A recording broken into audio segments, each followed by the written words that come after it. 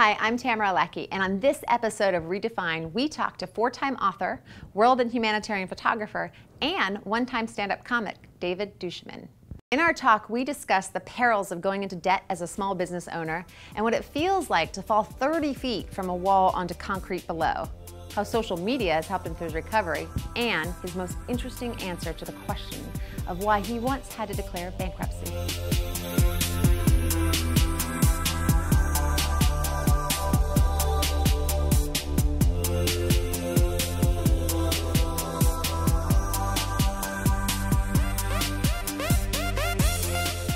Before we get to our fabulous guests, I'd like to introduce a segment that we call How Did I Not Know About This?, where we check out really cool stuff that we think can make your life easier. Hitmonk.com lifts the curtain on air travel anxiety by sorting through flights based on what they call an agony level, obviously going for the least amount of agony.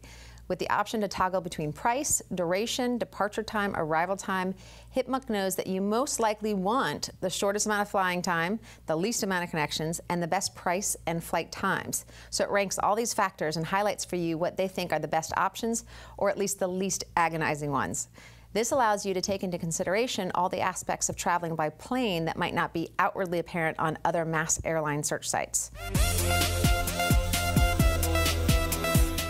Thank you so much for joining us on the reDefine show, where we talk to people who do work they love and explore the innovative methods they're using to pull everything together. Joining us today is David DuChemin. Hey, Tamara, how are you? How are you? I'm good. I'm good. We're going to be speaking to David today about several things. First of all, and we're going to get to this in a second, but most dramatically, his incredible fall and recovery. He's literally learning to walk again. I am almost. I'm getting there. Getting there. It's yeah, I'm getting there. It's I'm still in a wheelchair. I'm using crutches once in a while, but bit by bit. David himself has been a photographer, a very well-known photographer, author, speaker, teacher, but comes via a very interesting path. He went to theology school and then as a comic, a comedian, for 12 years in show business, which I want to hear more about, before discovering photography, or rather rediscovering and deciding that photography was what he wanted to do with his life. David, you wrote that your soul was bored and photography lit it on fire again. I was done, and maybe I have career attention deficit, but I returned to that thing that I first loved, which is photography, and I don't think I'm going to get bored this time. You're stepping away from a career that you were doing for 12 years. How do you know? Because a lot of people I talk to, yeah, they're excited, but they're nervous and they're not sure when's the right time and all that sort of thing. Like, when did you feel like, go?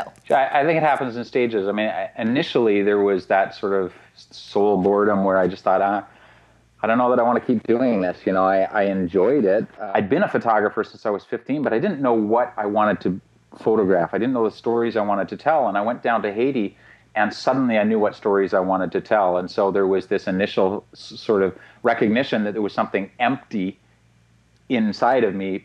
But then, I don't know, maybe it was months later, roughly a year later, suddenly I saw what I wanted to fill that emptiness with. And that gave me the drive to just push forward. And I knew that my time on the stage was over. And I pretty much quit cold turkey. I'm a big fan of biting off more than you can chew. And I went on this first assignment just scared out of my little mind, and I pulled it off, and I thought, okay, I did it once. There's a good chance I might be able to do it again without totally screwing up. Right. And the months turned into years, and here I am. And I think that is part of the big tie, is you are scared to death and you don't know, and there's never somebody holding up a gold sign saying it is completely the 100% right time to do this. Absolutely. And I think that the understanding that courage is not the absence of fear. I think people expect that, as soon as I'm not afraid, as soon as I don't have all these red flags, then I'll step into it. For me, it was a question of, what do I fear more? Do I fear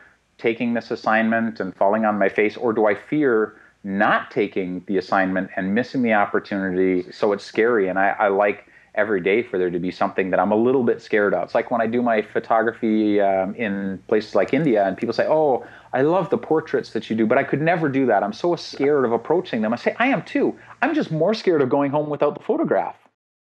You had an intense year. You decided to become a nomad, a full-time traveler, which means that that means you just give up residence, location, I'm one spot, and I'm a moving person. Yeah, when people ask me for my address, I give them my license plate number. The fall, which just, I cringe when I think about, but tell us about exactly what happened. It all went by in a blur. I was photographing with a group, with a workshop group. We do annual workshops called Within the Frame Photographic Adventures. So it was our first night with this new group, and we were out. We'd had dinner. We came back to the hotel, and immediately across from the hotel there was quite a small little wall that you could sort of, you know, put your bottom on and look. There's a river that runs through the middle of the city, and so I sat down on this. But then as I looked over, I thought I'd love to get a shot of the bridge but it was late. I just wanted to get some scouting shots. When I looked down, I could see this ledge. Everyone else standing over there, all they could see was, you know, the river 30 feet down. So I turned to this one girl who was standing there, and I'm a bit of a smart aleck by nature, and I said, "Anyone want to go for a swim? I'm going swimming." And I hopped down thinking that, you know, as soon as I hop down, I'll just kind of crouch and she'll think I've like jumped into the water.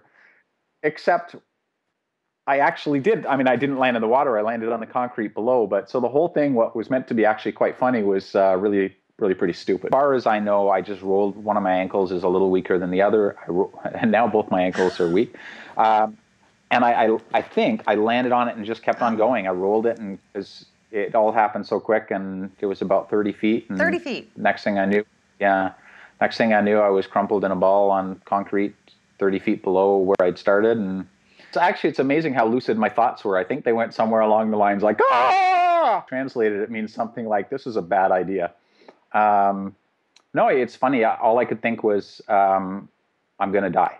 Like, I honestly thought, I'm going to die. But you don't really have time to, I mean, yeah, they always say your life flashes before your eyes. The only thing that flashed before my eyes was the fact that, you know, the ground was coming very quickly. I landed on my feet, crumpled into a ball. I broke multiple bones in both my feet, cracked my pelvis. And then they air evacuated me back home to Ottawa, where they did surgery. And now I'm just waiting for bones to heal and learning to walk again. Yeah, I remember on Twitter hearing about your catheter and and obviously 40 days of recovery once you got back to Canada.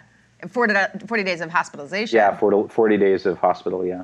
And that was a combination of what I can surmise through your writings of intense boredom and pain and gratitude and appreciation for those who rallied around you. Oh my gosh, it was unbelievable. And it was all of those things, Tamara. I mean, there were days when I would just go to bed, you know, with tears running down my face, and going, I can't do this. I cannot do this for another month, another 3 months. I can't do it. And then, you know, the pain meds would kick in, or the sleeping pills would kick in, and I'd wake up in the morning and there would be, you know, hundreds of emails and Twitter comments and people that I have never met that are saying, you know, "David, you inspire me. David, you're my hero. You can make it." And these people became my hero. I mean, I cannot believe how big these hearts are. That's amazing. Tell us the name of your new book. New book is called Photographically Speaking. Photographically Speaking. It's about the visual language. So the subtitle is a deeper look at creating stronger photographs, or some variation of that. And this is more instructional than the previous ones, right? Photographically Speaking is about photographs. And what I've noticed in leading these workshops and sort of photographic adventures is that across the board, photographers are very bad at speaking about photographs. You say, "Tell me about the decisions that went into making this photograph," and they would be very hard pressed to say anything more than, "Well, I like it." And then I just want to throw a camera at them or something. It's just like, come on, there's got to be more to it than "I like it." If you like it, why? Like, if you can understand how people read a photograph, just like if you understand how people read a book, then you will make a better photograph. Absolutely, 100%. What would be just 3 pieces of, and they don't have to be the only 3 pieces, but 3 pieces of advice that you would offer to people to help better pull it all together? And by all, that's deliberately vague. I think sort of to address the theme that's kind of run through our conversation, the first thing I would say is you got to listen to your fear. And by listen to it, I don't mean obey it. I mean, you got to hear it. You got to hear it out. You've got to face it and then decide whether that fear is actually legitimate or not. And then you got to take risks. And when it comes to risks, don't try to avoid risks because they're always there. Choose your risk. Decide which risk you can live with and which one you can't. Choose consciously. Exactly. Is the risk of literally getting to the end of your life and looking, if you even have that luxury, looking back and saying, gosh, there are so many things I regret not doing. Is that a risk you can live with? Rather than, well, you know, I really need that big screen TV. Second would be, creatives are notorious for being lone rangers. And that's good. Part of that is really good because if you want to listen to your own voice, sometimes you have to and